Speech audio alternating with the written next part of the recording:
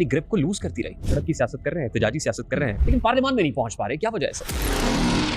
Peoples party अपना आपको बहुत बड़ी जमहूरी और अवामी और फलां पार्टी कहती है। आलम यह है कि इसकी जो ग्रोथ हुई है वो अयूब खान साहब की गोद में हुई है। ग्लोबल स्मूथ फ्लोटिला फलस्तीनियों की मदद के लिए सेनेटर मुश्ताक अहमद खान साहब उसमें मौजूद थे और फिर हमने वीडियोस भी देखी, जाते हुए उन्होंने अपना फोन फेंक दिया। कोई राब्ता हो पाया है सेनेटर मुश्ताक साहब से? खुराक लेकर आने वाले निहत्ते लोग हैं, उनसे क्या तकलीफ है इनको कि अगर वो आ जाएंगे तो क्या कर देंगे। उनके अंदर इतना सब इखलास होता अमन मंसूबा पेश करने वालों में, तो एटलीस्ट इस फ्लोटिला को तो वो अलाउ कर देते कि आइए इमदाद दीजिए और चले जाइए। हम इसराइल को इसराइली समझते हैं, मकबूजा फलस्तीन समझते हैं। तो अगर पाकिस्तान इसराइल को तस्लीम कर लेता है तो जमात इस्लामी का रिस्पॉन्स क्या इनको कोई लिफ्टर मिलेगा कि नहीं मिलेगा जो खींच के हेलीकॉप्टर में बिठाए? होगा? पाकिस्तान बांग्लादेश बन जाएगा, पाकिस्तान नेपाल बनेगा। हसीना वाजिद को तो एक हेलीकॉप्टर आ गया था ना, तो एयर लिफ्ट मिल गई थी, तो इन लोगों को तो एयरपोर्ट पे पहुंचने का पता नहीं रास्ता मिलेगा। ऐसे स्टेटमेंट्स तो आप पहले भी देते रहे हैं।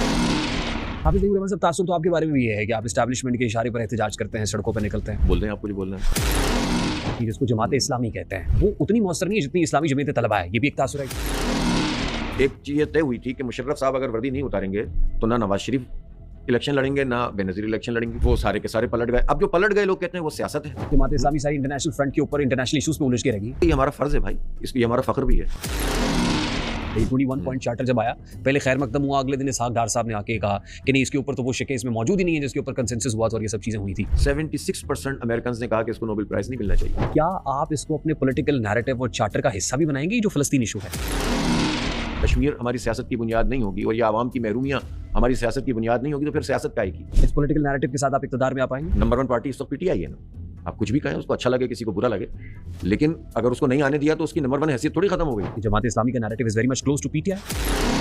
हम 40 साल से नहीं जीत रहे थे ना कराची में, लेकिन हो सकता है कि कोशिश 40 साल में जीत रहे ना, जीत कर भी नहीं जीते ना सर। इश्यूज को हाईलाइट करते, तनकीद करते, लेकिन लोगों के जो अवामी मसाइल उनको हल कराने में कामयाब नहीं है। अफगान जहाद हो या फिर कश्मीर का मामला हो, तो यूं लगा कि जैसे जमीयत खुद कंफ्यूज हो गई कि करना क्या है। जमात इस्लामी पीटीआई और नून लीग में भी ऐसा हुआ था, लोग शिफ्ट होते हैं ना। आपको तो याद होगा कि एक रात में पूरी असेंबली तब्दील हो गई थी, मंजूर भट्टू साहब को उन्होंने वोट दे दिया था। हम कह सकते हैं कि जमात इस्लामी कराची तक महदूद हो गई है। ये कराची की पार्टी है। जमात इस्लामी को वोट नहीं मिल सकते, फायदा क्या? फिर अगली बात कराची का तो तय कर ले सर। फिर अगली बात तय करेंगे ना सर, पहले कराची का तो कर ले। कराची में आपको लोगों ने बल्दियाती इंतखाब जिताया, लोगों ने इंतखाब में उससे ज्यादा वोट दिए, जिताया ना सर, उससे ज्यादा वोट दिए। नंबर 1 पार्टी बनाया, लेकिन मेयर नहीं बन सके।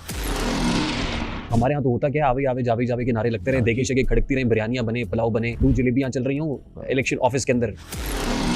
अमीर जमात इस्लामी का मुशायरा कितना है? जमात इस्लामी की गाड़ी है जिसमें मैं बैठता हूँ और उसके घूमता रहता हूँ। अच्छा, ये तो वैसे गोशवारों में एहसास जाहिर किए होते हैं। हाफिज नईम रहमान साहब से पूछें आपकी अमीर जमात इस्लामी की नेटवर्थ कितनी है, तो देख ले जाइए।